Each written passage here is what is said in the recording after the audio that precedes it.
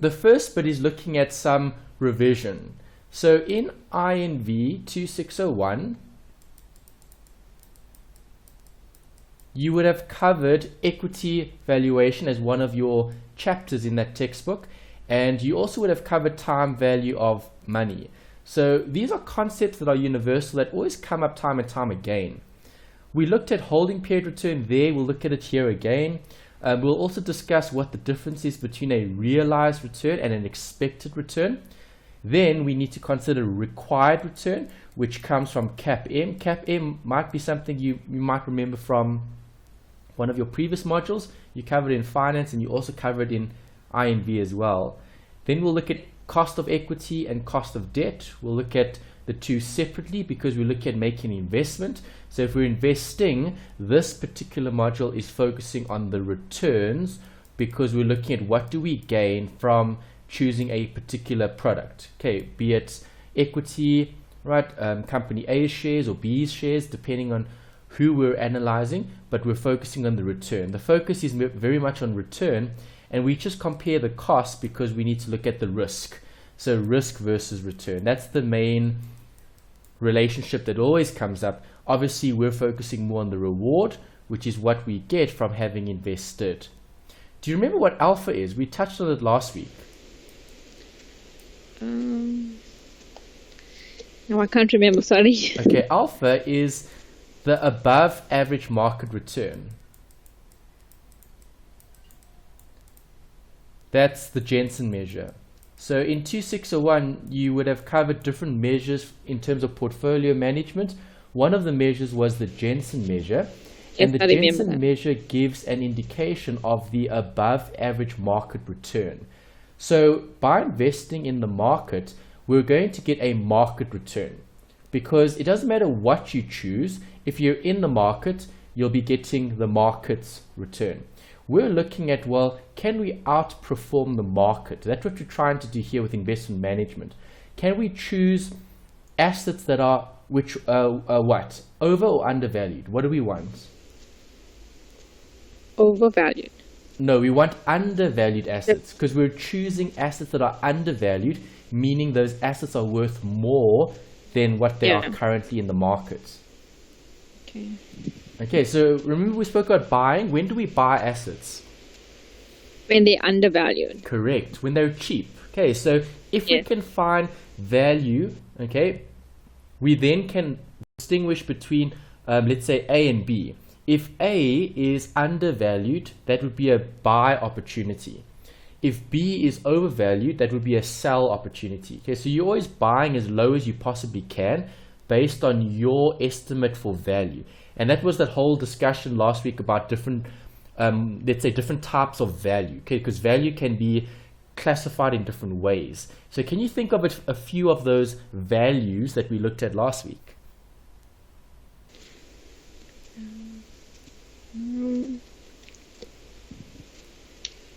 I'll give you one. Intrinsic value. What is intrinsic value? Real or true? Correct. Okay, so intrinsic value is what we're actually going to view that asset as being worth if we theoretically take everything possible into consideration when evaluating the worth of that particular asset. In this case, shares, equity. That was one. Can you think of a few more measures of value?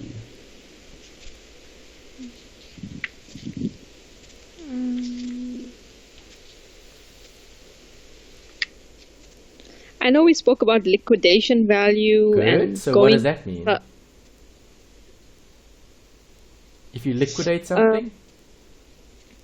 When you terminate something. Correct. Okay, so if we had to sell that particular asset today, that would be its liquidation value. So literally taking what you've got and selling it, and whatever proceeds you receive from the sale would be viewed as the liquidation. Okay, so i.e. the asset isn't going to continue to be used.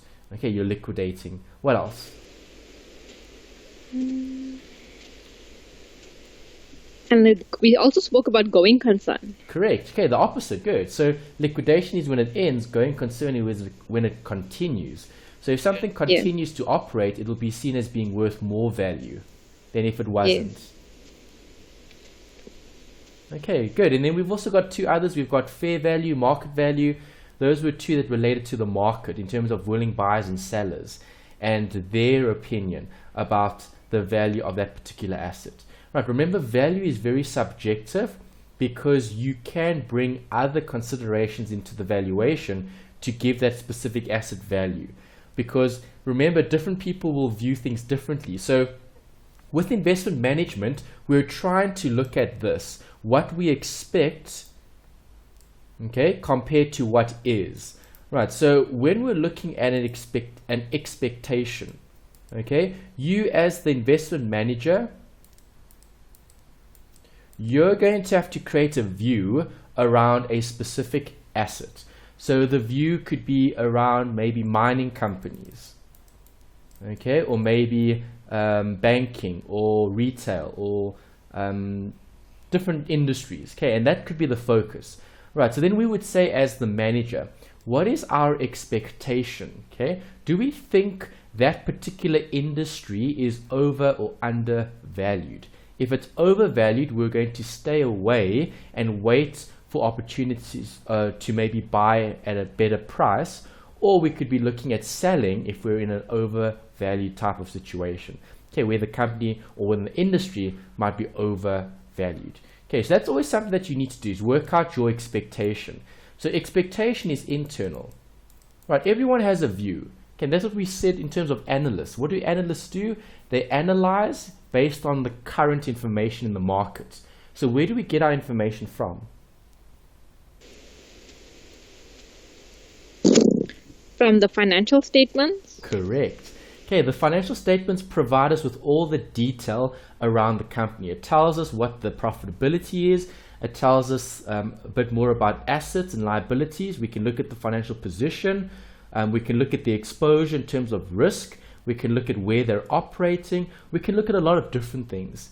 Okay, so if we're focusing on a specific, let's say, company, all right, we're going to be looking at what?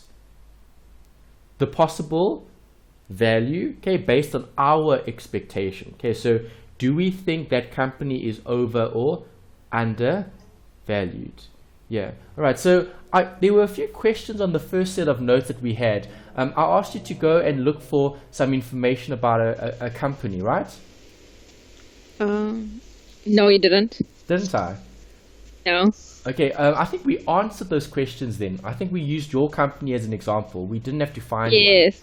All right, so Yeah. okay, so I'm mixing up the classes. Okay, so in this one, we discussed an example. Okay, so in that example, we spoke about your company and its perceived value. Okay, so you told me that the company was international.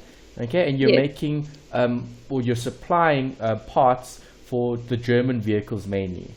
Yes. All right, so based on that, then, in terms of what you would expect.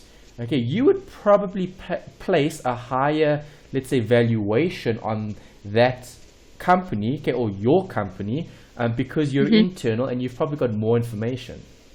Yes. Okay, so that's what we're trying to do. We're trying to make a decision. So if you know more about your company, you would be the better person to make a decision in terms of, are we going to invest in your company or not? And it's always based on what we expect, because we'll then determine the value. Okay, we'll have an estimate.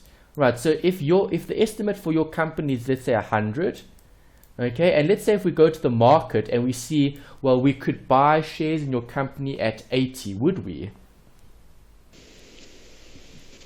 Yes. Yes, we would. Okay, because what is your belief? Your company is worth how much? It's worth more.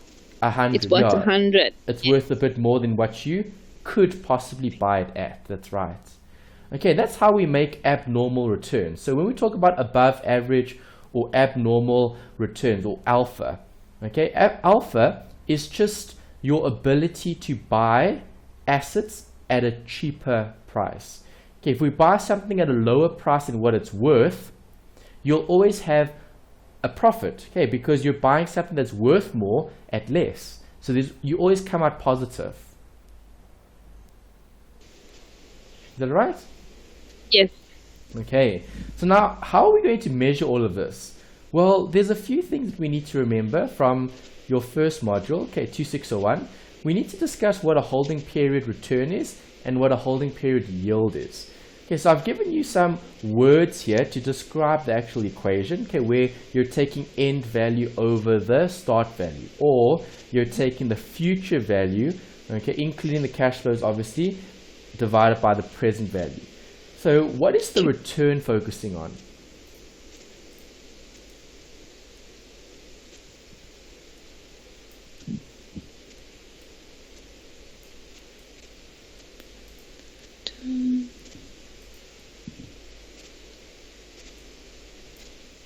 What's the return focusing on?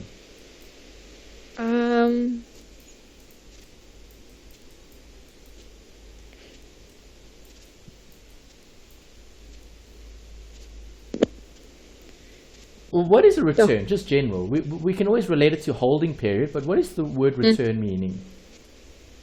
It's what you're going to receive at the end of your investment. Yes. Okay. So if we look at holding period return, holding period means if I bought it at that point and I sold it at that point, we're looking at what did we actually realize, okay, over that period in time.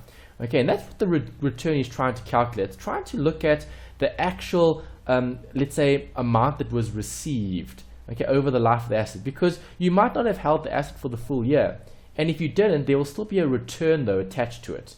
Right, you could annualize the return, then we're changing the calculation slightly. So if we've only held an asset for maybe a month, okay, and in the month that we've looked at, the asset has grown by 1%.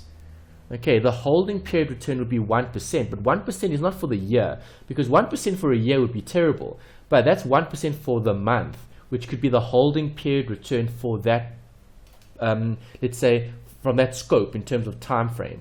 So the holding period return is very specific to time, holding period. So if you're holding it as an investment, what is the actual return going to be? Okay, the yield is a measure of it as a percentage, okay, a fraction, a decimal. Right, so holding period return minus 1 gives you a percentage. Okay, yields are measured in percentages, so we'll be looking at the holding period yield as a percentage of, okay, for that particular year. Okay. Alright, so there's the diagram, return for the holding period, start and end. Holding period, meaning what did I actually get?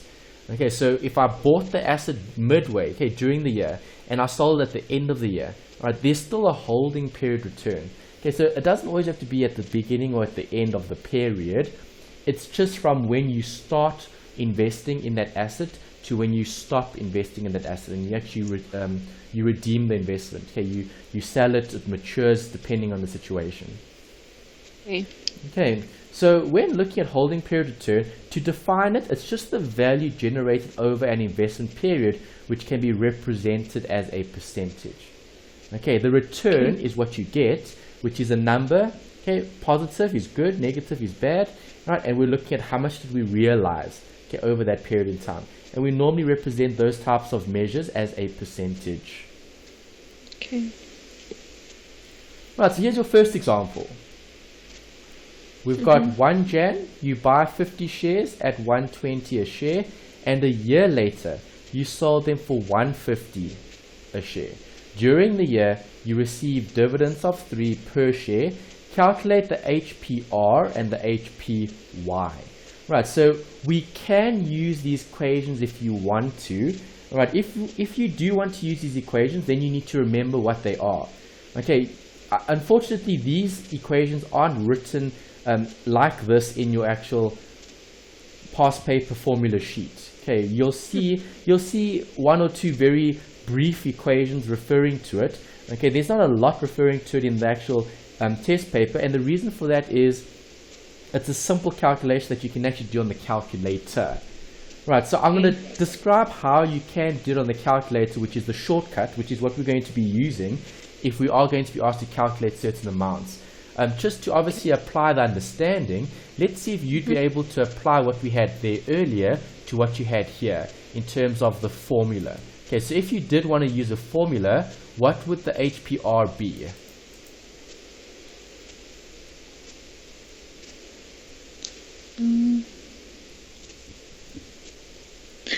You didn't send me the copy of the notes, so I can't go back and look. Oh, did I forget to send them? Yeah. Oh, you should have emailed me and just mentioned something before. Okay, let me quickly send it to you via Skype. Okay. All right, just hold on a sec. Uh, All right, so what you've got here is an example whereby I've given you a point in time, 1st of January. Okay? You buy 50 shares at 120 a share, and a year later you sold them for 150. So if we look at holding period return, okay, I'll flip back so you don't have to worry. Okay, there's it. Okay. What is the equation? There's two. End value including cash flows over start value, or future value including cash flows divided by present value. Right? Yes. Okay, so which one do you want to use? They're both the same actually. Yeah. Okay, so let's first one, okay. fine. Let's use the first one. Okay, so what is the end value?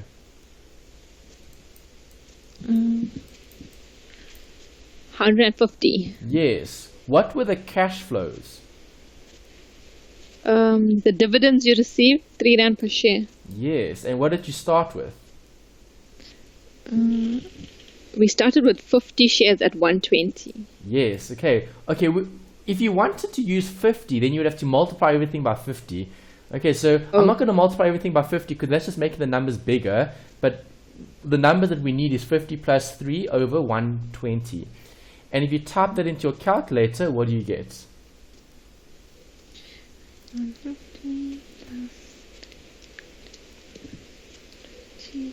1.28.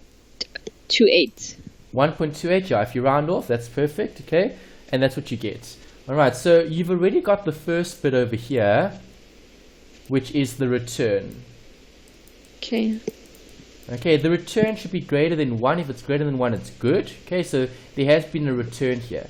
If I follow the equations on the first page, I just minus 1, I get a decimal, which I can convert to a percentage. And the growth, okay, the actual yield on this particular asset was 27.5%. Okay. Is that alright? Yes, it is. Okay, so now do we have to do it that way? No. No. I'm sure there's an easier way to do it on the calculator. Okay, you could just type that into your calculator in terms of the different variables. So what variables do we have on the calculator? For time value of money. We've got the present value, the future value, and we've got the payment. Yes, exactly. And how many years? Would it be 1 year? It's 1 year because you held it for a year. 1 year. Okay, so there's two ways of doing it. You could use your cash flow function. Yes. Okay, if you had multiple years, then I would use cash flow. But you've only got a single year, so we can just use the normal PV, future value, time value of money, yeah. Okay, so what is my PV? Your present value is 120. Yes. So type that into your calculator, put 120 as PV. Value, yes. And then, what other variables do you have? Your future value, which is 150. Yeah, we can put that in. And the payment of 3. Yes. Is that right? Okay. And your, will it be 1 year? Yes, N is 1. N is 1. And what are you solving for? We're solving for the rate, the yield to maturity. Yeah, the I rate, the IR that you have on the calculator. Good. So just press compute and then that I, and then you should get the right answer. Yeah, I've got the same answer as you. 27.5. Yes. Good. Okay, so you didn't make a mistake because you put in the 1 as a minus. Do you agree? Yes. Okay, you must make the 1 negative because it's cash flow. So obviously, if we look at investing, we start with a minus and then we get 2 pluses. Yes. Okay, so I'm glad you didn't make that mistake, okay, because sometimes students forget about the plussing and minusing, and then they leave the signs all positive, and then the calculator gets confused. Yeah. Okay, but you got Okay. 27.5 on your calculator. Yes. Okay, Yes. that's how we can do it. So we don't need the fancy formulas if it's not necessary. And as I said in your exam, it's half multiple choice, half written. So with multiple choice, we can literally find the answer the quickest, easiest, fastest way to get there. And for a question like this, just use the calculator. Okay, Yes. either use the cash flow if you have multiple years, or use the present value, future value. Okay, so do you know how to use the cash flow? If it was, let's say if it was cash flow, let's do it cash flow wise. So what will I calculate? I'm going to calculate IRR basically, right? Because that's the internal rate of return. Yes. Okay, so how do I do that on your sharp? Well, on your sharp, you're going to use that enter button to enter the variables, the values. Yeah. Okay, it's like your financial management working out NPV. Okay, so we're working out IRR. I need to insert the cash flows. So I'm going to start off by putting minus 120 in. Then I'm going to put in 1 year, so plus 153. Okay, so on your calculator, insert those two cash flows into your calculator. Okay. And then just solve or compute for the IRR. And what do you get?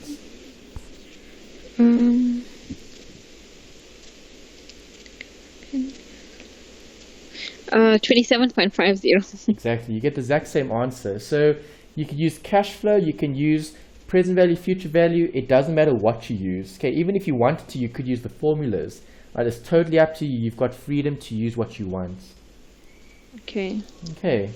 Right, so based on equity asset valuation, what can you conclude then about this HPY, HPR?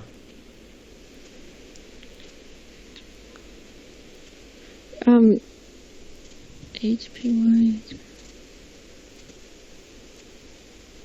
What's the conclusion? What are we ultimately going to take away from having calculated this?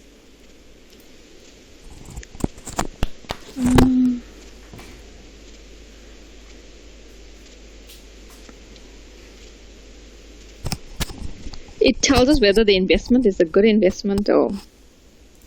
Yes, okay. It gives you an idea of what actually happened during the investment period.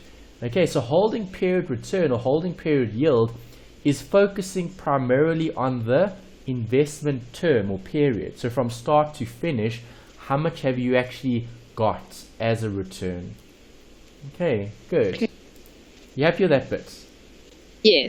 Okay, so now if you look at the textbook, they talk about a realized return, okay, and there's a slight adjustment to normal HPR and HPY as we only consider the growth on the initial investment. Okay, so realized means what do we actually get that's above what we started with, the growth part. Okay, so we're not looking at the return at like a nominal return. We're looking at the growth. Okay, so what growth did we actually realize on the return? Okay, because remember, a return is just a return. So over the period, we're going to maybe have, the return could be big. I mean, if we just talk about, let's say, if it was 10, and let's say year 2, time 2, it's now 100. Okay, so what happened from 10 to 100? It growed, right? It grew, Okay, yes. so 10 to 100, there has been growth here. Okay, the investment has grown. So if we're looking at the realized return, realized is going to be looking at, well, if I've got T0, T1, T2, holding period return is going to tell me what I got for that period. Okay, so if I've held it for that period. Okay, we could annualize that return. Okay, and we can look at the realized return, which is what we're actually getting. Okay, the growth on the investment. Right, so if I look at this example to explain that in a bit more detail, okay, a share was bought for 100 per share and during a 6-month period. Okay, remember it's 6 months, so is it longer or shorter now? Shorter. Yeah, so now it's shorter than 12 months. Okay, so to calculate the realized return, we need to look at what actually happened. Okay, so what do? Okay. We bought for 100, we got a dividend of 150 received, and the current market share price is 108. So what would the realized holding period return be? I think I've got the example on the next page. Yeah, I do. Okay, so here's space for the working. Okay, so what am I going to start with? You need to pull out your variables first. Yeah, okay, so I'm looking at growth. So what has actually happened in terms of growth? What has grown? The price of the share. Correct. Okay, so if you're looking at growth, what is growth going to be dependent on? Capital appreciation, which is what you just said. Okay, the share price has risen. Appreciation, A-P-P-R-E-C-I-A-N-T-I-O-N. Okay, appreciation and dividends. Okay, so capital appreciation is the increase in value based on the price, and the cash flow would be the dividend that is received. So the realized return here is 9.5, but realized is specific to what period? 6 months. Exactly. Okay, see, this isn't an annualized return. Okay, a realized return is what have you realized from having purchased an asset and having sold the asset. It's almost like a markup, if you will. Okay, so every time you sell something with a markup, you're making the margin. Okay. Okay, so the realized HPR and HPY is the 9.5. Okay, 9.5 is representing what we've realized from the asset, irrespective of the time frame. Okay, here obviously we would comment. So 9.5 is received during the 6-month period.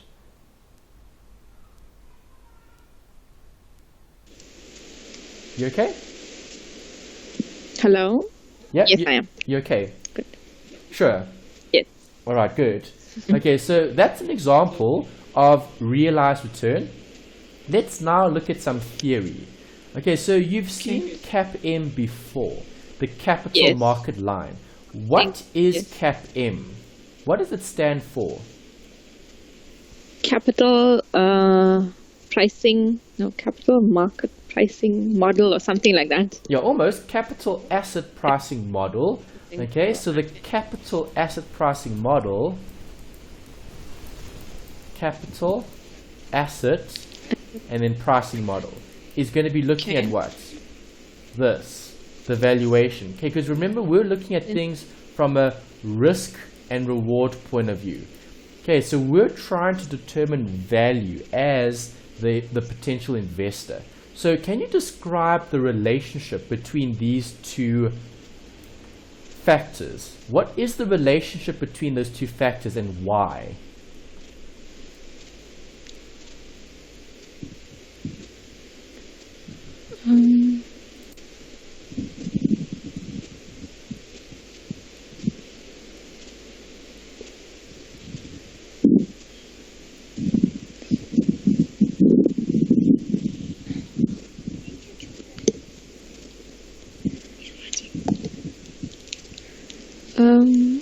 I think there's always risk involved where there's return.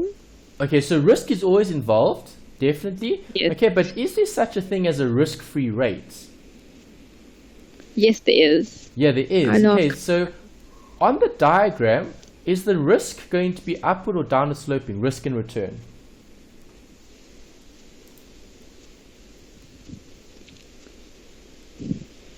I would say upward.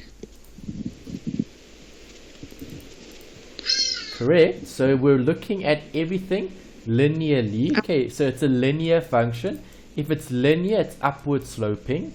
Okay, meaning if I take on more risk from an investment point of view, you want to try maximize the return or increase the return. Your returns should be in line with your risk.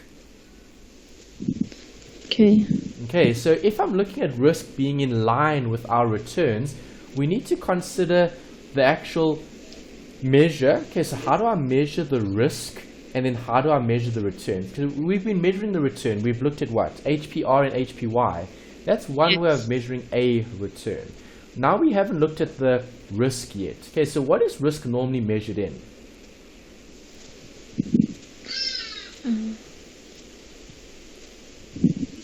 A percentage. Yeah, almost. Okay, so it is a percentage, but it's what? It's a deviation, okay, or it's a change. Okay. A change in y over change in x. Right, because remember, risk is defined as what? We actually defined it in RSK 3701. What is risk? Yes. Uncertainty. Yes. Okay, so if we're looking at uncertainty, uncertainty means, well, we're not sure what we're going to get. Are we going to get more or less? Right, we need to have a measure for it, which is what we're actually looking at here, standard deviation. Okay, so standard deviation is one measure of risk. You also get other measures of risk, which is part of the CAPM equation. Alright, so here's CAPM. This is what the graph looks like. Okay, we know that the graph is sloping upwards because if I have risk on the x-axis, okay, beta here is the measure of risk. Remember, beta is part of your statistics, it's stats. Okay, so you're not really going to have to calculate the beta, alright, in this module.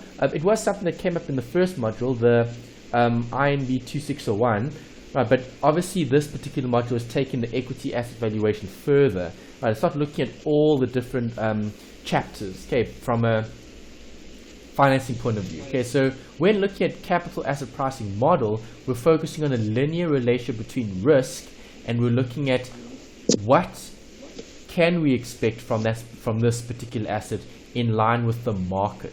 Okay, so with CAPM, we're always comparing what we have to what the market has in terms of a return. Okay, and that's why you've got a market risk premium here. Okay, we'll see the formula just now, right? It's systematic or non-diversifiable risk. Right, this was theory that was covered in your first module, INV 2601, spoke about undiversifiable or non-diversifiable, systematic, and beta risk. And what is that all representing? It's representing market risk. Okay, market risk. Can you diversify market risk?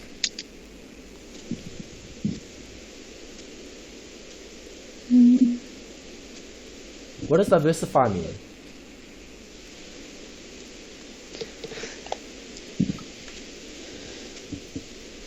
Can't remember. Okay, to diversify means to buy different things, to not put all your eggs in one basket. Okay, so if I'm diversifying, I'm not going to be focusing on only one asset, I'm going to be focusing on multiple. Right, so what makes up the market? One asset or many? Many assets. So when looking at diversification, as much as I diversify, I cannot eliminate market risk, because now if I'm adding more assets to the basket, I'm actually going to be landing up with the market's return. Okay, and this is what this line represents. This line represents what the market is going to be compensating you for in terms of your risk and your potential reward. Right, so if I'm looking at the blue line represents the CAPM. Okay, risk and reward. So if risk is less than 1, okay, or if risk is greater than 1, so more risky or less risky than the market, okay, we should be along that line, okay, to then identify if it's a good or bad investment. Right, what do we want as an investor? We're trying to get what sort of returns? The market Good return. returns or better than the market? Better than the market. Okay, Must be what do we greater call- than 1. Yeah, better than the market is called what return?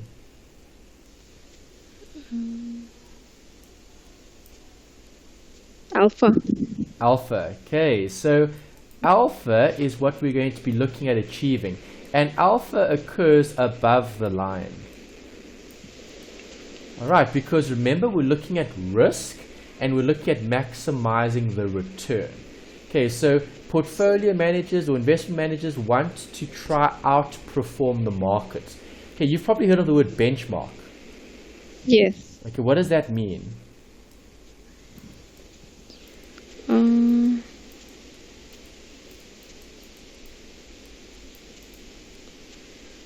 Benchmark is... Yeah, what is a benchmark? It's something that you could compare to. Correct. Okay, good. So a benchmark is basically what the market is going to be giving you as a benchmark. So if you're a portfolio manager and you're below the CAPM line in terms of the benchmark, what does that actually mean? Well, that means that in terms of the level of risk, okay, this might be 0.5. Okay, so based on that level of risk, I should be getting this, but I'm actually getting that. So is that a good portfolio manager? No. Yeah, that's terrible. Okay, you're not even getting what you should be getting. That means if you just had to take those funds and if you had to invest it directly into the market, you would actually get a higher return just for doing that. Okay.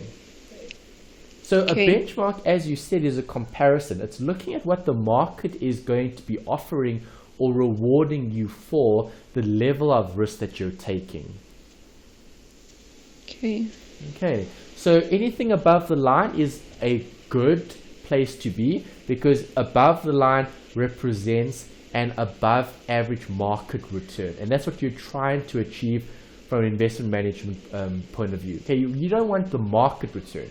You want better than the market, or at least the same as the market. But if you're taking on more risk, you want a larger return to justify having invested those funds. Okay. All right, so here's the definition of CAPM. Okay, it's a little bit of revision from finance. Obviously, we cover this in quite some detail there, but that's looking more at costing. Okay, so what is the required return from a cost point of view, and then building cost into other decision-making, let's say, applications. Okay, so here, the application is for investing. So when do I start buying the shares? Okay, it's the opposite. Okay, because finance is looking at cost, looking more internal. Investments is looking more external, and then trying to drive benefit from those companies. All right, so linear relationship is key, in which the required rates of return from an asset is determined by the asset's non-diversifiable systematic or beta risk. Okay, and what else, or how else can we describe that as?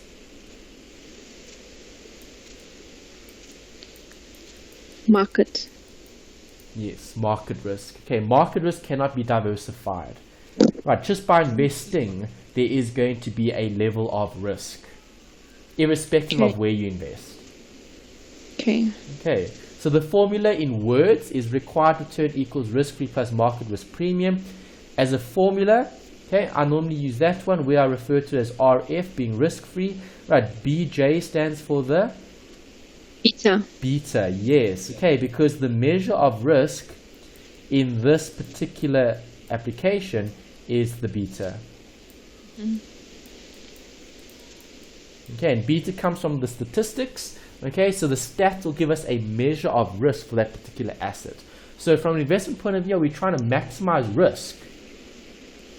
No, minimize risk. Correct. Okay, you're trying to reduce it as much as you can.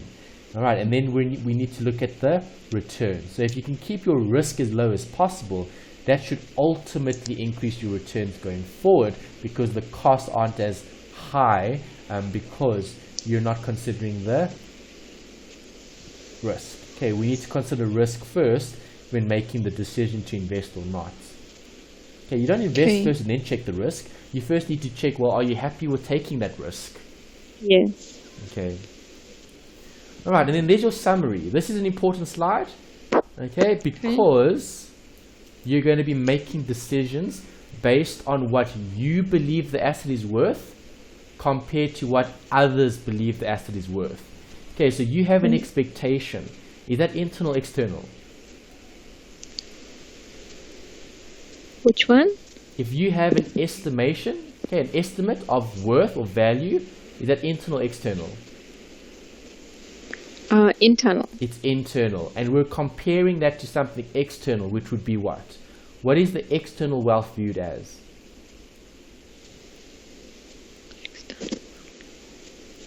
Price. Markets. In the markets. Okay. So price is our best measure of value when it comes to looking at supply and demand. Okay. Okay, so we spoke about buyers and sellers in the market driving prices up or down. Okay, when do we want buyers to enter the market? When prices are at their lowest. Okay, because if price is at the if price is low and more buyers come into the market, what is that going to do to the price? The price will increase. Correct. Okay, more buyers, less supply.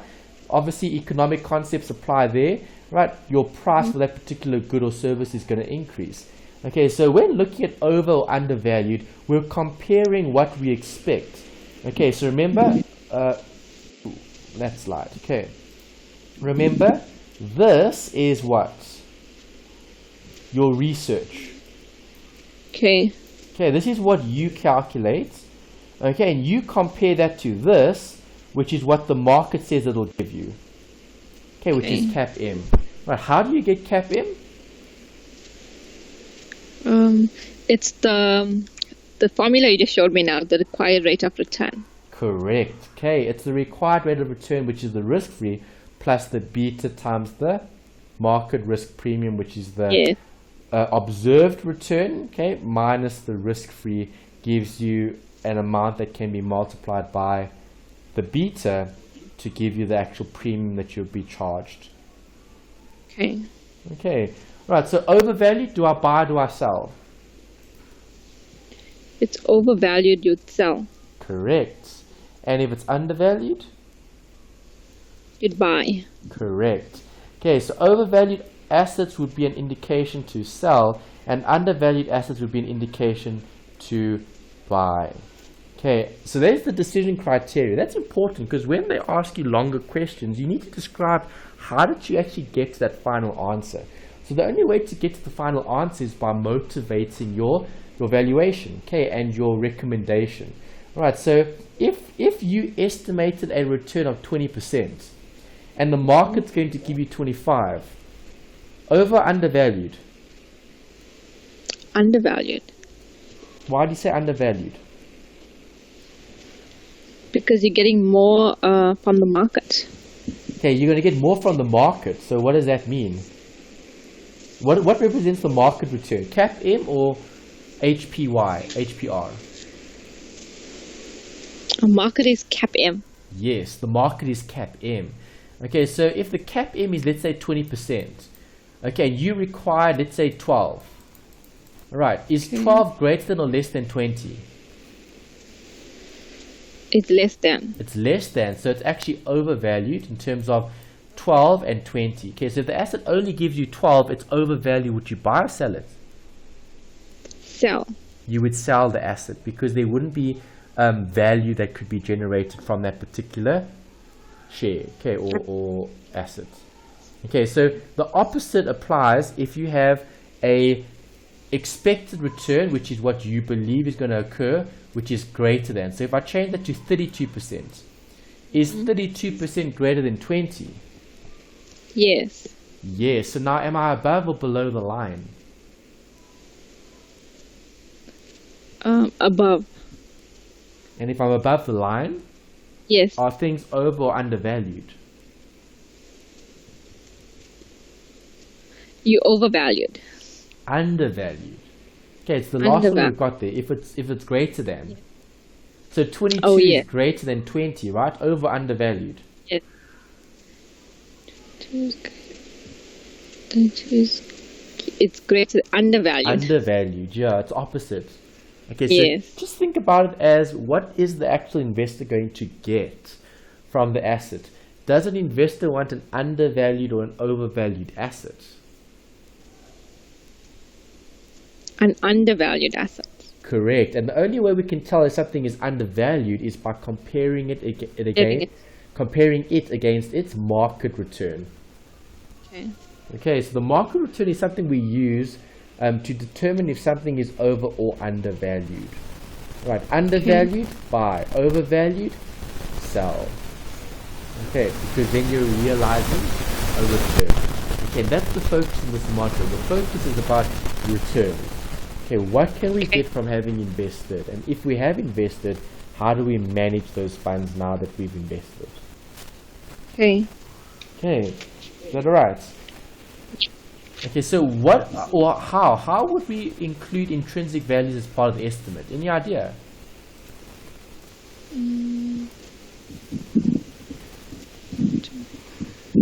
No idea. Think about it. What is intrinsic value? The real true value. Correct, real and true. So how do you get to the real value of something?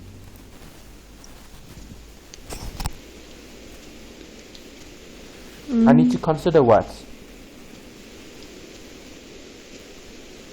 Other factors. The price. Yes, the price. Correct. The other factors that would affect the price. Okay, good. So what happened yesterday, Melanie? You're talking about Parliament. Yes. What happened yesterday? Turmoil. Pardon? It was turmoil. There was turmoil in Parliament, and the rand. Did you watch? Did you watch some of the EWN the short clips? So EWN Eyewitness News. I followed that for some news articles and stuff, and then they posted 1 or 2 videos from Parliament. So did you actually see some of the things that happened? I was actually watching it. Oh, you were watching it from the start? Yes. Yes, I was. Okay, wow. All right. So you actually watched the whole thing. Okay, I didn't watch any of it. I just picked up on what was said after the actual State of the Nation had been delivered. Yeah. So today I was looking at some of the newspaper reports about it. Okay, and articles that were posted. So your view about what happened? I just feel like politically, the ANC don't know what they're doing, hey? And for that, I think our economy is suffering. Okay, so what is actually happening?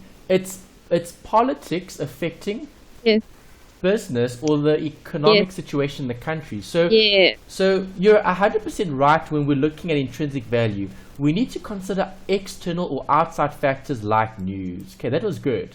Okay, so something like that is going to affect how the country is perceived from an investment point of view.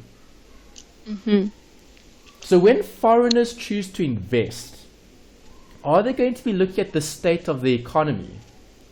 Yes, definitely. Yes. Are they going to be looking at the resources that we have? Yes, they will. Are they going to look at the leadership? Yes, definitely. Are they going to look at maybe the climate and the weather in the country?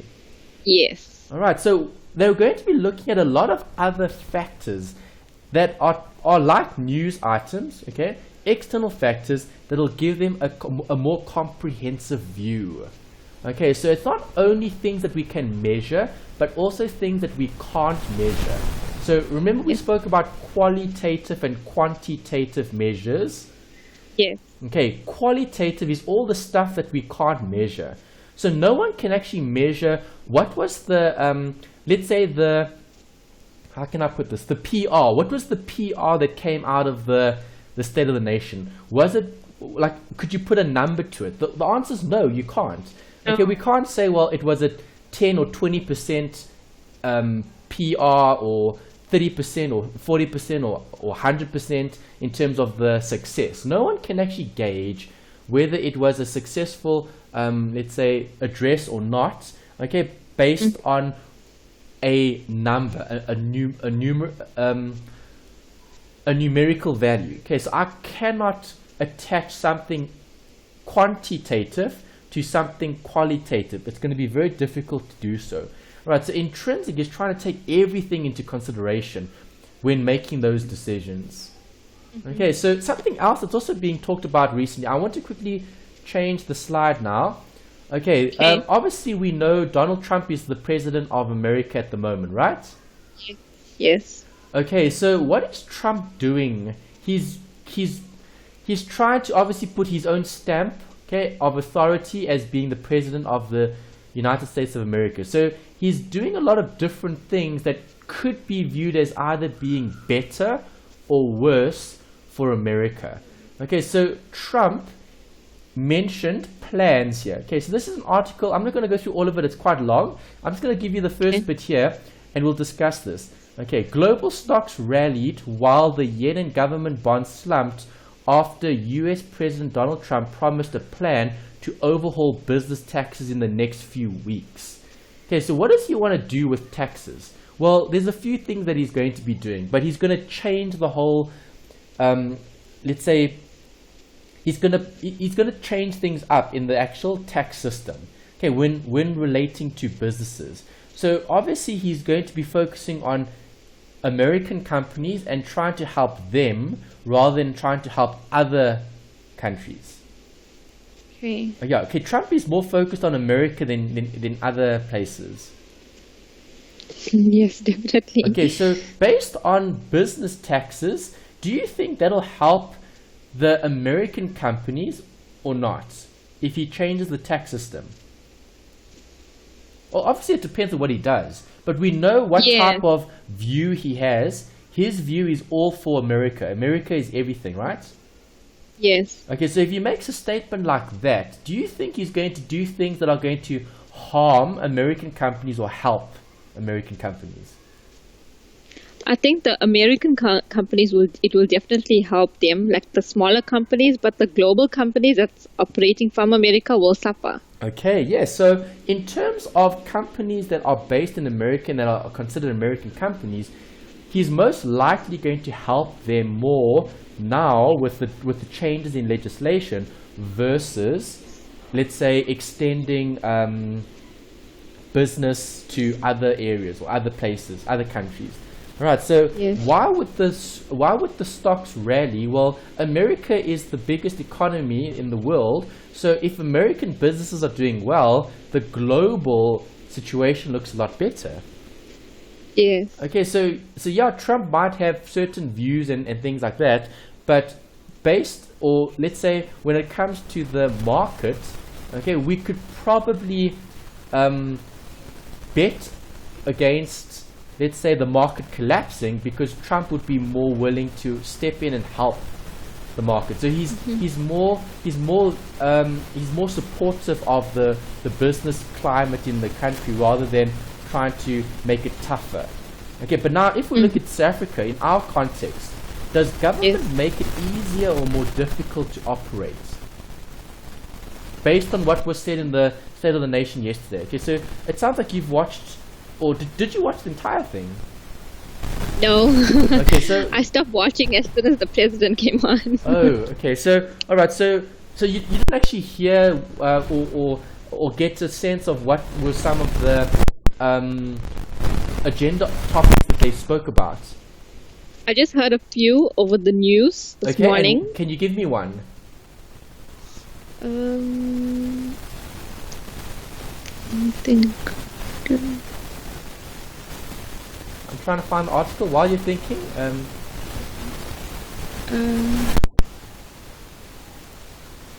I know he spoke about unemployment. Okay, yeah, and? Was there something mentioned about rainbow chicken? I can't remember. Oh, okay. There was mention about the Expropriation Act. They want to take the Expropriation Act back to Parliament for discussion. Okay. So what does it mean to expropriate land? Something to do with the distribution of land. Yeah. Government wants to take more land from people to redistribute it to others. It creates a lot of uncertainty, I think. It will make going to create more uncertainty. Yeah. That's correct. Yes. Okay, so why does that create more uncertainty?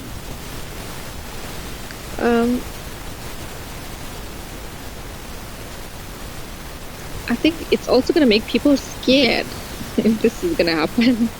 Okay, possibly yes. Okay, so you're right, because we spoke about this last week as well. Fear and greed is what drives the market, right? Yes. Okay, so when there is uncertainty, it's going to create more risk. And if there's more risk, what's going to happen to our prices in terms of equity? Would people want a higher or lower return? There's more risk. If there's more risk, do people want higher or lower returns? higher return. Yes, people want higher returns when there's more risk. Alright, so that is something that we still need to look at in terms of how is it going to help or harm the economy. Okay, so from a US point of view, okay, Trump wants to do everything possible to close the rest of the world off to America and make American companies succeed. Okay, in terms of American businesses and so on. That's in terms of taxes. But other countries could be looking at other, let's say, priorities. Okay, in terms of maybe, I don't know, better education. Okay, that was also something that was spoke about in the State of the Nation. They spoke about contributing more towards education. Alright, so that's definitely something positive that can help improve the current situation in the economy. Because people are striking almost every day because of some sort of education related debate. Okay, so the fees must fall type of situation and all of that. So when looking at the intrinsic value, are we going to be changing those estimates slightly based on what we believe is going to happen in the future? Yes, we can. Yes, we could. Okay, good. So with those estimates, we can refine or we can adjust our estimates in terms of value based on what we believe. So if we do the numerical calculation, okay, if we do the number crunching, and the actual number comes out as 100, right, and that's in a normal situation, okay, we could provide for risk by saying, well, in a situation where there's more uncertainty, buying at 100 isn't a good idea. Let's rather undervalue what we've calculated at 90 to provide for additional risk, because now we're refining it slightly. We're saying, well, to provide additional risk, we're going to say, well, let's only buy at 90 and not at 100, because we know this asset is worth 100 based on its fundamentals, okay, based on the quantitative analysis.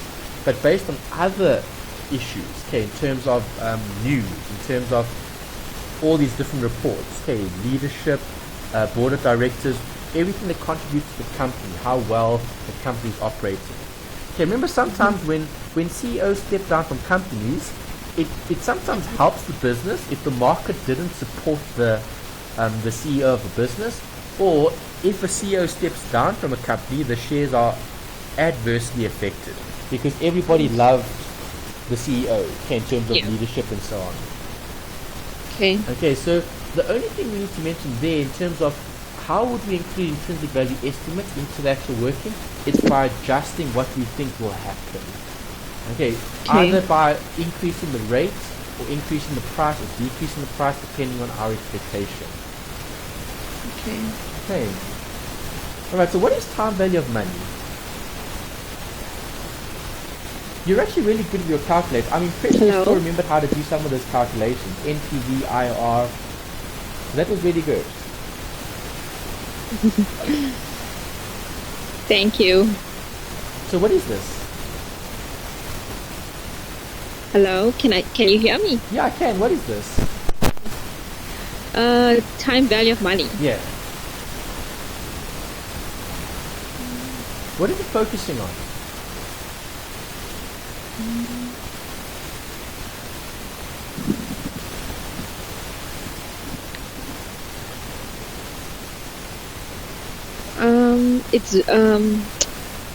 It focuses on the value of your assets over time.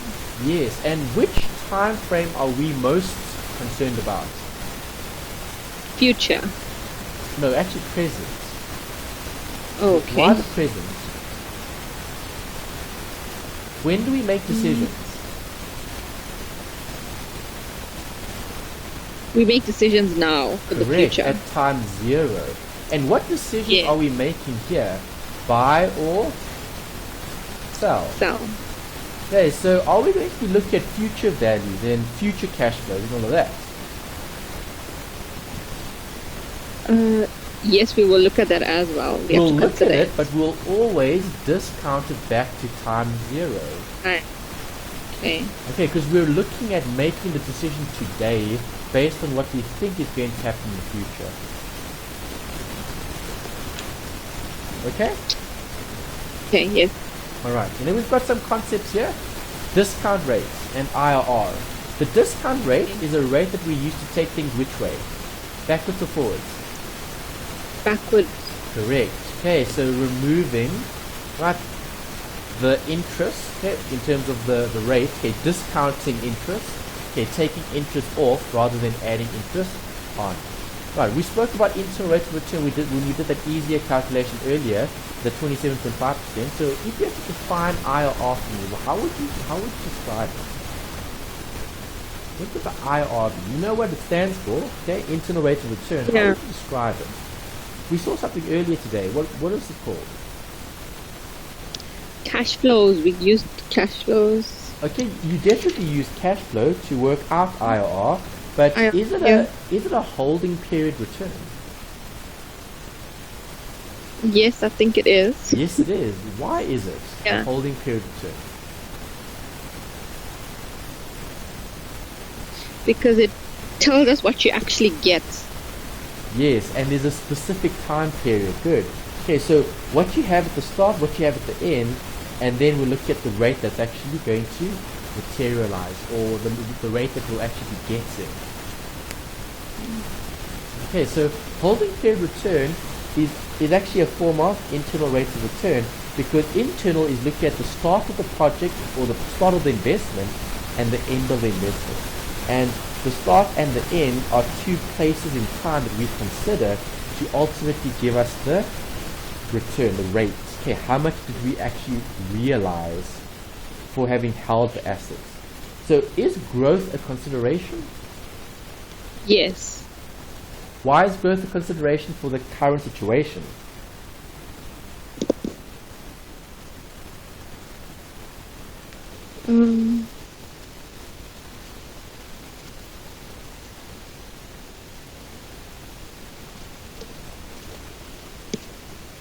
Is growth going to change anything?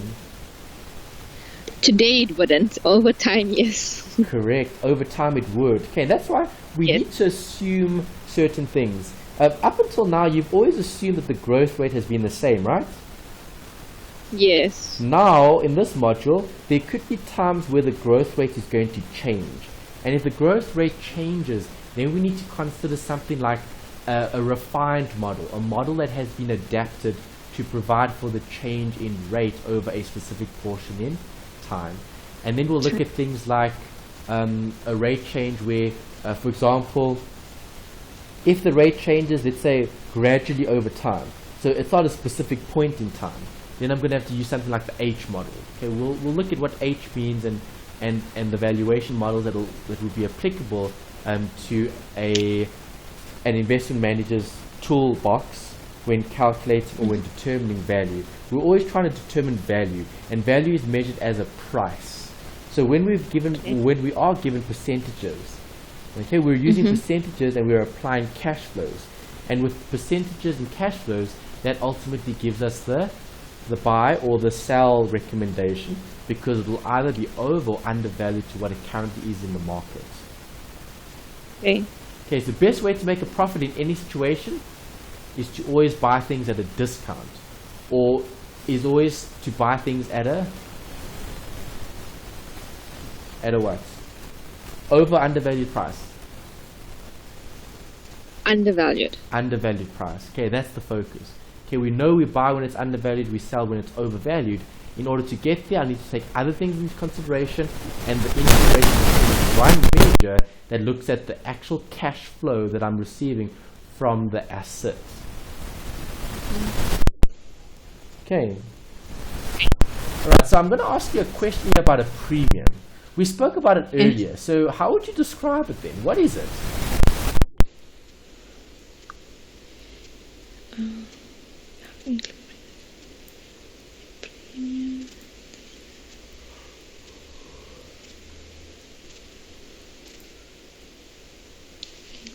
How would you describe a premium?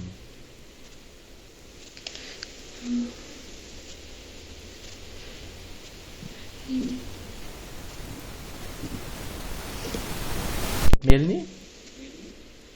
I think it's when you buy something that's worth more but for less. Okay, I think so. You said worth more, but for less. Now, if you're buying something at a premium, you're buying something that's worth less at more. Okay, so a premium is something additional.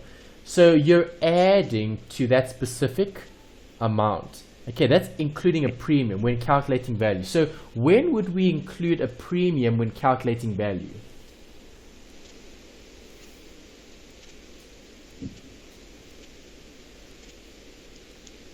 I'm not sure. Okay, think about synergy. What is synergy? 1 plus 1 gives us 3.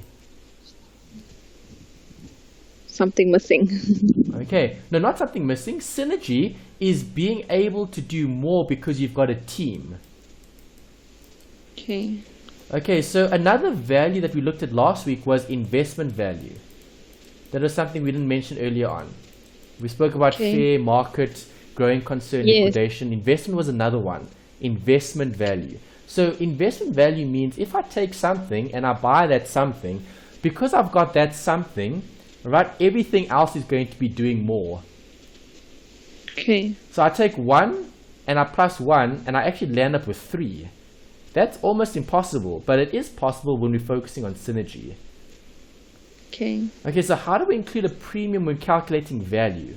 The premium will be either added as a percentage, so we'll add it as a percentage of, okay, or we could just add a nominal value. Okay, increase it by the dividend, decrease it by the dividend, depending on what we actually have in the question.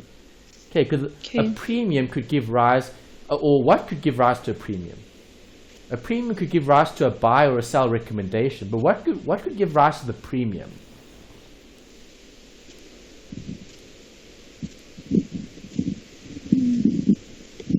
No idea. News. Okay, news. So for example, we just saw an example where Trump spoke about better tax rules and laws in America.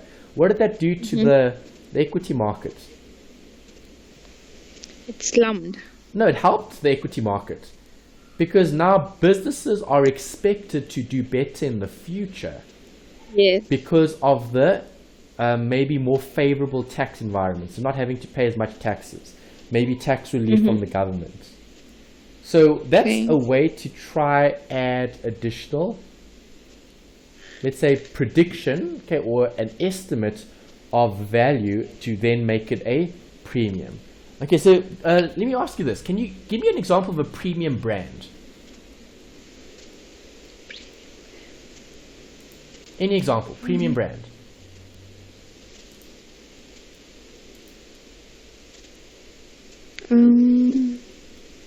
First one that comes to mind. Person. Premium band. What brand was that? No, I didn't say anything. Oh.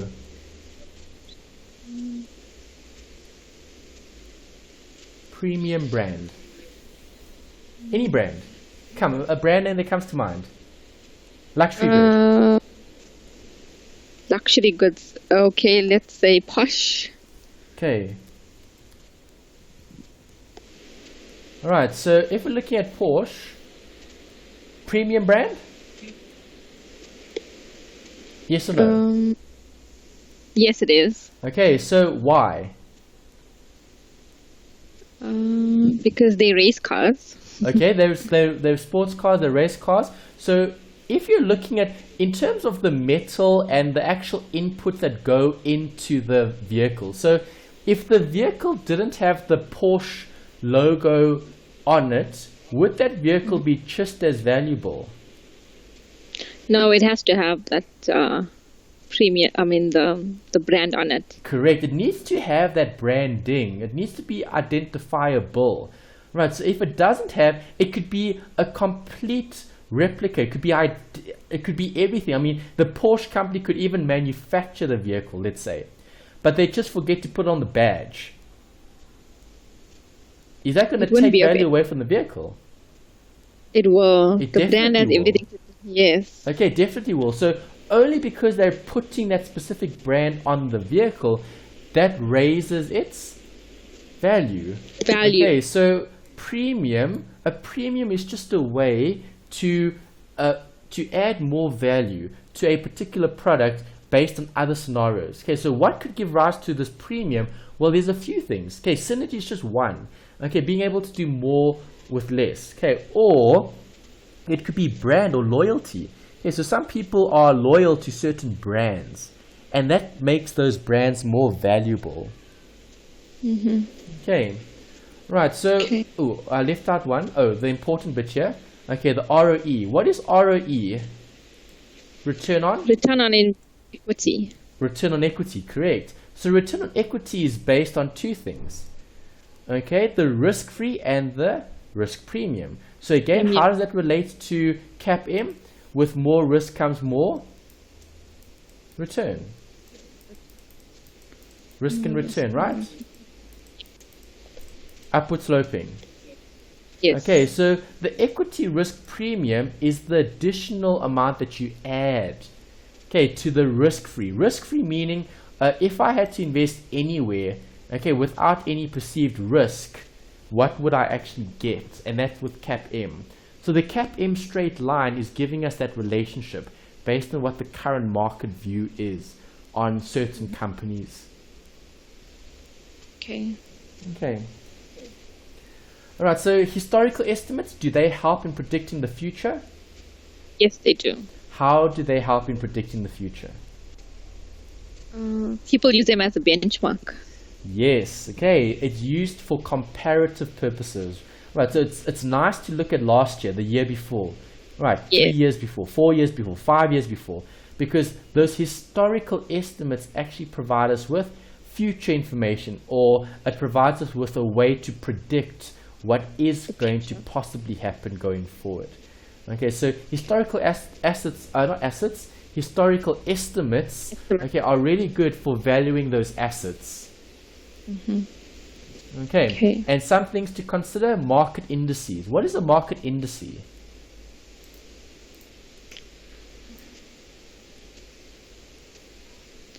Like percentages. Almost. An index would be what? Like the JSE index, the top 40 index. Okay. Okay, the consumer price index. What do all of those things measure? They measure current price compared to the past. Okay. Okay, how much economics have you done? Actually doing one. I've only done first year economics. Okay, all right. So probably later on. I haven't done that many economics modules either when I was studying. So obviously you're going to cover CPI at some point in time, Consumer Price Index. Yeah. So with that, they're basing everything on a basket of goods, which is acting as the benchmark. Okay. And that gives us an index. Okay. Okay. All right. Time horizon and period also important to remember when predicting the future.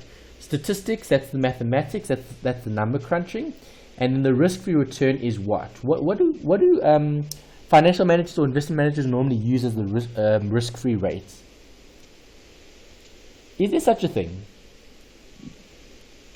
Yes, there is. Okay, and what would it be similar to, or what would it be?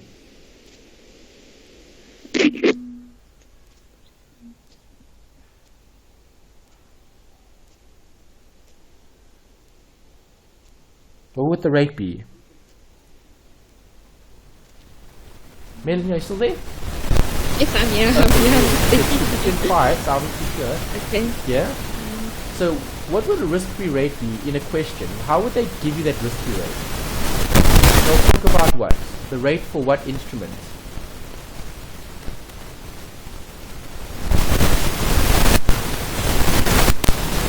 Okay, if you deposit money in the bank, risk-free or risky?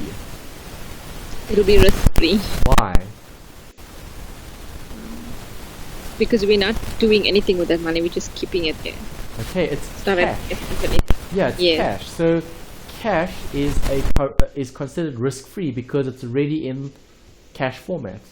Okay, so cash could be considered as being risk-free. So what would we use from a measurement point of view? Well, we could use a rate. We could use a repo rate, because that's how much people pay on their loans. Okay, as a basis for the calculation. Okay. Okay, so risk-free return is always going to be something like the bond rate, or the short-term bond rate, or the treasury bill. They normally use treasury bill, or they might even just refer it as risk-free rate. Okay, but treasury bill, short-term instruments. Okay, short-term instruments give you a good idea of what the current rate is. Okay, what the current risk-free rate is. And if the risk-free rate is very high, is that good? No. Risk-free, if the risk-free rate is very high, is that good? Yes, it is good. Yeah, it would be good, because then you're not taking much of a risk, but you're getting a nice big return. Yes. Okay, so obviously we need to weigh up the current situation in the market. Is it greedy or fearful? If it's greedy, people are going to want to overpay. And if they're fearful, people are going to want to underpay. Okay, or pay less. Okay. Alright, then we've got a note over here about hindsight is 2020. Consider the future. Alright, a lot of this we spoke about. I just want to mention one or two things here that that sometimes you see in past papers and assignments. They talk about forward-looking estimates. If something is forward-looking, are we looking at now and the future? Going forward. Correct. Future. Yes.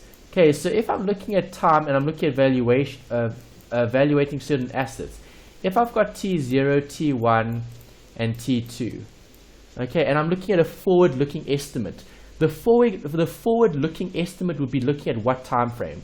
Time 0, time 1, or time 2? Time 1 and 2. Yes, okay, because it's forward-looking. You're taking current data and you're moving it into the future.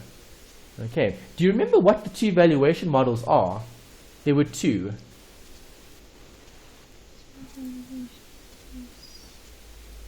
There were two different valuation models. Do you remember which ones they are? 2601, talking about. No, last week.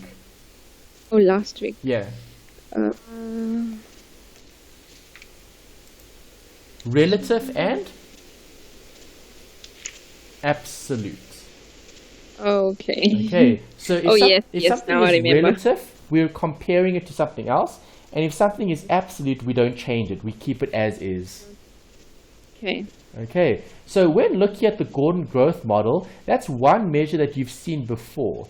Would you classify this as being relative or absolute? Gordon growth.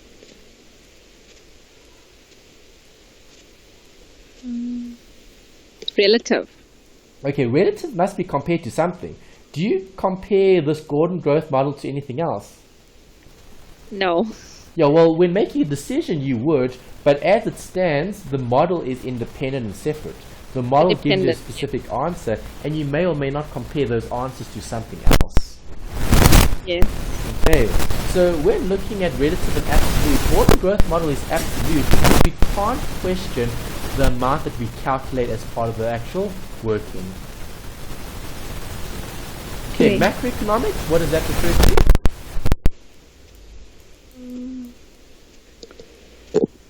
That's for economics, right? Yes. Okay, so macroeconomic is looking at what? Broad or company specific? I think broad. Yes, definitely broad because it's macro. Okay, so a macroeconomic model is going to be looking at the entire situation. It could be for the entire company, it could be for a specific country. We're looking at something broader. Okay, so that top-down, bottom-up type approach. Okay. Yeah. Macroeconomic is obviously top-down because we're first starting at the top and then we're filtering it down to get to the specifics. Okay, what is an estimate, a survey estimate? Survey means? It's like research? Yes. Okay, so a survey estimate would be when there's some form of consensus from different analysts or different, let's say, influential people. Right, so a survey estimate is when they've surveyed several individuals. Okay, let's say they've interviewed the 10 best analysts when it comes to the market as there is. And if all the analysts are saying, well, the economy is going to go into recession, the economy is probably going to go into recession, right? Yes. Okay, so a survey estimate is based on multiple values or variables coming from data. Okay, data normally provides us with the survey estimate. Okay, so surveying people and deciding on what their consensus is. Okay, what do they think is the amount going to be? Okay, that creates a consensus. Right, and history sometimes repeats itself, and that's why we look at what has happened in the past to predict what will happen in the future. Okay. Okay, so there's the note about CAPM. Is CAPM going to stay CAPM?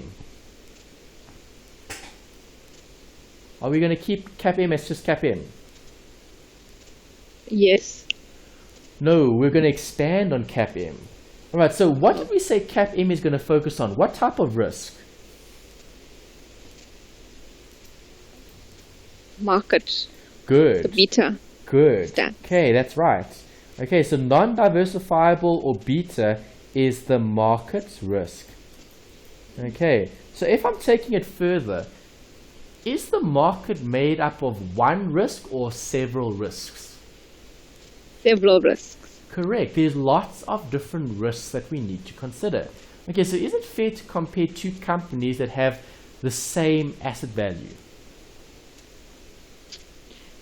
If it's similar in its business, yes. You can't compare them if they have similar assets. Okay, good. All right, so we need to consider them as separate entities. Okay, so if they're offering the exact same assets and exact same assets or goods or services. Yes. All right, can we then use the market beta as a way of measuring its risk? Yes, you can because they're the same. Yes, I could because they're the same. But now what happens if company A is very small and company A and company B is very big? Is it fair to still use the same basis of calculation? You can, but you'd have to what's the word I can use? You'd have to break it down so it's, I don't know. You can do a comparison, I think. Yes, okay. And if I'm comparing, so what makes up the market risk? What is market risk dependent on for a company? It depended on the market. Yes, so the market is the buyers and sellers. So buyers and sellers are considering what for the company? Are they going to consider the size of the company? Yes. Yes. Okay, that's something to consider. Okay, are they going to consider, let's see, size? No, the type of business. So the quality of the business. Yes. Possibly. Okay, so we're looking at value, okay, or the value of the business. Let's say they're both different in terms of value. So the one company is a lot smaller than the other. Can you compare those two?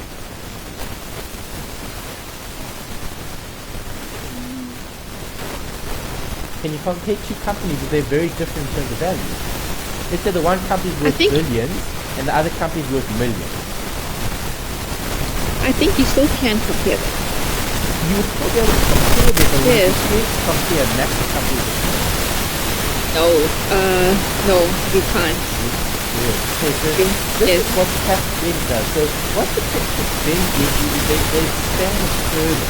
But because usually market risk is too vague. Yes. Okay, market risk can be broken up into different things. Okay, the size of your company is a possible risk. Market risk can be broken up into political risk. Market risk can be broken up into geographical risk. Okay, market value can be broken, market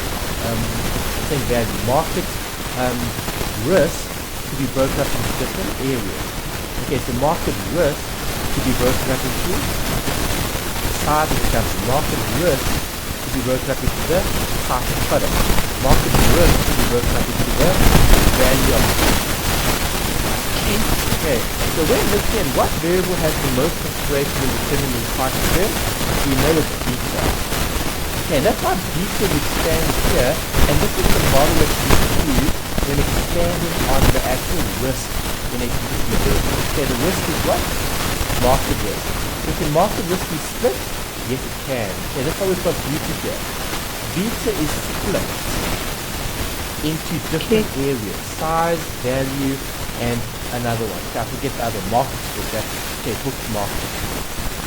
Alright, so this is what we're looking at. we're looking at three categories that we can break risk up. Okay, so now CAPM is going to expand. CAPM is going to be what? One or several measures of risk all added together. Several. Correct. Okay, because now we're taking risk and we're breaking it up further. We're not just looking at market risk on its own, we're taking market risk and we're splitting it between the market value of the asset, okay, the equity. So we'll look at small portfolio versus large portfolio. We'll look at market to book. Okay, and we're then classifying the beta, which is the market risk. Market risk is depending on three other factors. Okay, the size of it, the value of it, the book to market. Okay, so value, size, and book to market. Okay, let's do it. Hey, I've written down the farmer French model. Okay, farmer French is given in the formula sheet, so it's there. You just need to interpret it. Okay, so what am I looking at? I'm looking at beta, beta, and beta. But I'm splitting it out into several different categories. Components or categories here. Okay, so risk theory we know is plus beta bracket KM minus the risk. Okay, so here I'm taking this beta and I'm splitting it into three separate components. Okay. That's what I'm doing. Right, could you take these models further if you want to? Could you break up market value into smaller pieces? Yes, I'm sure. No, you could if you wanted to, and then you could call it your own model. Right, so the farmer French model was a model that these two mathematicians or economists, I can't remember which they were, okay, they mentioned them in the textbook, okay, but they're very good with mathematics and statistics. Right, so they created a model or a better model that took CAPM further in terms of its understanding. Right, so CAPM also does what? Check the size of the asset. Okay, it also considers other things like the risk in terms of beta or like the market to book. Okay, so it's not only focusing on one amount, it's focusing on several different amounts. Okay. Alright, and then you've got a note here, considerations for investing. We need to look at model building because model building is what? Creating an equity equation. Yeah. So a model is just a fancy word that people use in real life to refer to an equation. Okay, when we were at school, they referred to models as being equations. They said the equation is this, also the equation of that. Yes. Okay, so that's what they were looking at there. In today's world, everything is digital. Everything is online. Okay, so your platform, be it social, be it LinkedIn, Facebook, Twitter, Snapchat, whatever, okay, you're going to be using a model to predict value because you're taking certain things into consideration. Okay, so we're just building that equation. Right, private and public companies, are they different? Yes. Which are easier to value? Public. Why? Because they listed on the JSE. Good. So that information is freely and readily available for viewing. Right, so if you were really interested in Facebook or Twitter, right, we could literally just Google and search for their financial statements, okay? And once you've got that information, you can then make a decision. Is this company doing well or isn't? Okay. Is that right? Yes. Okay. Later on, we'll look at more ways to refine the different models. Okay, so now we're just focusing on one consideration. So what is Farmer French's model? It's a refinement of which model? The CAPM. The CAPM, correct. Okay, because you know CAPM has one measure of risk, which was what? Beta. Beta, good. Okay, and then beta can be split into three other categories if you've got the CAPM model in terms of the size, the value, and the book value. Okay, market figure. And then I'll just summarize the last bit there in terms of return on equity. We know there's going to be some sort of return, and it needs to be in line with what you're requiring. Okay, don't worry about international issues. I've never ever seen that come up in past papers. They do discuss in the textbook because the textbook is an American textbook. So they cover a lot of American examples, but they're also related to a broader context in terms of the world rather than a specific country. Now, all our examples are going to be local, and then we're going to be looking at WACC. Okay, so WACC is something you calculated in 1501, not 3701. 3701. Pardon? The 3701. 3701, yes. 3701 in terms of the WACC, okay, because the WACC is the cost that you use depending on your debt and your equity. Okay, so will the same thing apply for investment? You want to look at debt and equity? I think so. Yes, why? What does it affect? Equity. It affects the risk. Okay, so more or less risk if I use more debt? More risk. More risk. And in equity? It's less risk. Less risk. Okay, and these are some considerations for investing. Is knowing the cost. So how much do we have available maybe in terms of the budget, and where are we going to allocate those costs to? Okay. And then the last consideration is just cash flow and discounting model. You know discounting is taking things back in time. Okay, and that's the first module we're going to be looking at in terms of time value of money, where we're going to be looking at the absolute valuation model. Absolute means I can't argue with the answer. It's set in stone. The answer is the answer, it's fact. But I can compare it to other things that are maybe subjective. Okay. And that's it. Okay, so that covers all the theory from this week. In terms of some revision, it's mainly revision. So if you go back and you look at chapter 2 in the textbook, you'll see a lot of it was INV 2601. Okay, INV 2601. That I don't know. Do you still have your old INV textbook?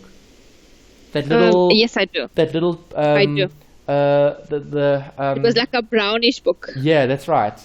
Correct. I got it. Yes, I still got it. Yeah, that textbook wasn't really a textbook. It was more like a compilation of journal articles. Like they had article and this article and that, and then they just combined it all together to make a textbook. Yes. Right. In the third year textbook, the actual one for this module, it's much better than I don't know why. Okay, well actually I probably do know why they didn't prescribe it in second year. It's because then you would need like 5 different textbooks because each textbook covered a different topic. So investment management in second year, okay, the 2601 module, that one covered too much in terms of scope, but it didn't go very deep in any of the specific topics. It was very like surface level, not very deep in terms of going through the actual, let's say the more detailed calculations. And this module does take it further, and that's why the study unit 2 in this textbook is actually great for INV 2601 because it actually explains everything that you do there, but in a much better way than those journal articles from the old textbook. Okay.